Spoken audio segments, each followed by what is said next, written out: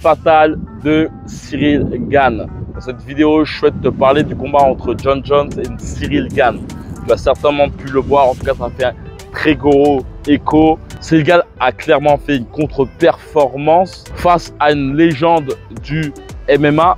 Et dans cette vidéo, je souhaite te parler de striking, de boxe anglaise et en quoi le dernier coup de Ciryl Gane l'a mis en danger. Le but de cette vidéo surtout, c'est de te parler de toi et de te montrer une chose qui est primordiale à mettre dans ta boxe, l'attitude importante. D'ailleurs, je suis assez choqué car Ciryl Gane, normalement, est le boxeur qui excelle dans ce genre de domaine. Certainement que la pression face à cette légende a beaucoup joué. Après, on parle, je ne me connais pas trop dans le MMA, mais beaucoup de personnes ont vu clairement aussi le fait que Gane semblait manquer de compétences à la lutte. Avant de commencer cette vidéo, je vais te dire que dans la description, il suffit simplement de cliquer dans la description, tu pourras avoir des renseignements pour un bootcamp qui aura lieu à Rio de Janeiro. C'est 10 jours de boxe, c'est en octobre prochain à Rio de Janeiro. Le but, c'est de te permettre d'avoir un camp d'entraînement pour pouvoir améliorer ta technique de boxe et surtout sortir tes instincts de combat. Des entraînements techniques et tactiques uniquement basés sur les erreurs que tu peux avoir dans ta boxe et uniquement cela. Le but, c'est sortir ton potentiel et casser ton plafond de verre. J'en parlerai un peu plus à la fin de cette vidéo, mais si tu souhaites intégrer, nous rejoindre, il suffit simplement de cliquer dans le premier lien. Tu recevras aussi par la suite une formation que je t'enverrai dans ta boîte mail. On y go.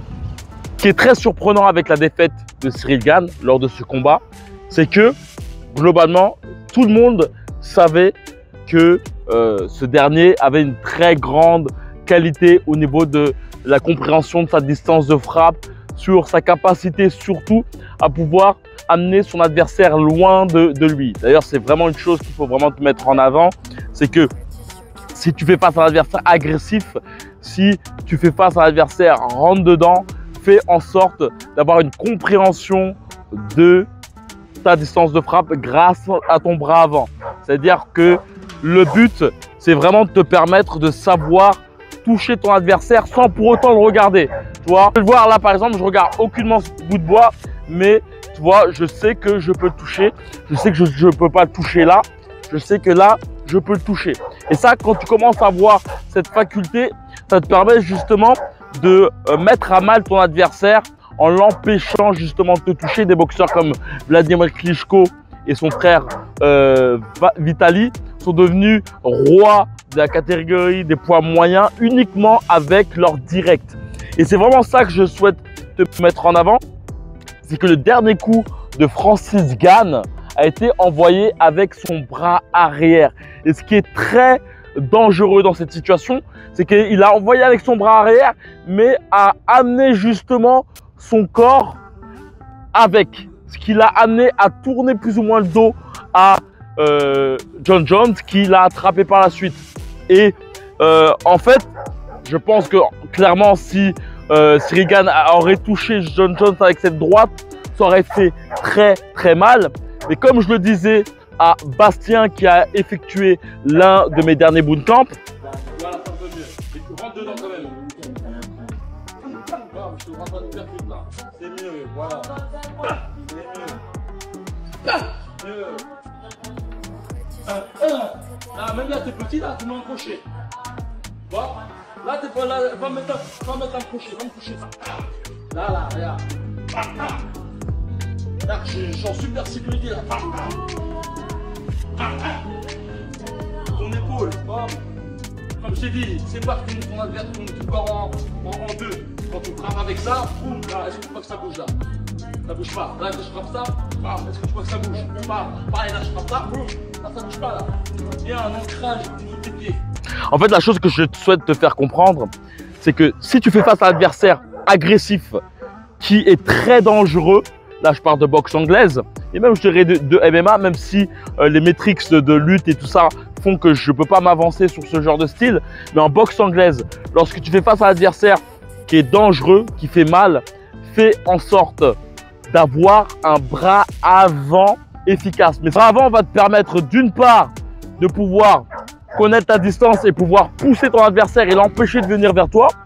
L'envoi de ton bras avant va te permettre aussi de pouvoir comprendre la réactivité de ce dernier, savoir son temps de réaction pour pouvoir ensuite savoir à quelle vitesse tu dois envoyer le bras arrière, et aussi ton bras avant peut te permettre clairement de détruire. C'est-à-dire qu'il n'y a pas forcément que tes jabs et tes directs du bras avant. Les directs du bras avant, c'est très percutant, ça fait très mal, mais tu as aussi toute la palette de crochets larges. Crochet large, en bas, en haut, tout ça va vraiment te permettre justement de pouvoir… en gros, tu peux faire un combat uniquement avec ton bras avant. On va dire 60-80% du temps avec ton bras avant. Et ça, c'est vraiment une chose qu'il faut te mettre dans la tête. Tu n'es pas obligé d'envoyer ton bras arrière. Après, pour parler du bras arrière, comme tu as pu voir sur la vidéo que je te disais avec Bastien, c'est que il faut que tu apprennes à vraiment déployer tout ton corps lors de l'envoi. Tu vois, et c'est pas forcément lent. Tu vois, là, tac, tu vois. Et en fait, si tu touches avec le bras avant, tu touches avec le bras arrière. Le gros problème qui s'est passé, après, bon, il y a les métriques de stress, de déplacement, etc. Et ça qui fait que c'est bien beau de parler, mais en combat réel, surtout à une grosse légende, surtout à ce niveau-là, beaucoup de choses qui peuvent t'amener à faire des erreurs, et on en fait tous. En fait, le but, c'est juste de prendre conscience que clairement, ton but, tu vois, tu n'as pas besoin de te déplacer pour pouvoir envoyer ton bras arrière. Tu peux justement rester vraiment loin de ton adversaire et avoir ce côté très prudence dans l'envoi de tes coups. Et ce qui est important, surtout de ne pas oublier justement cette cohésion entre ton épaule et ton talon pour te permettre justement d'avoir plus d'amplitude dans le coup. J'aimerais te poser plusieurs questions. As-tu cette sensation clairement de stagner? Peut-être que clairement tu n'as pas forcément des coachs qui sont derrière toi et que tu sens que ton potentiel n'est pas mis en avant.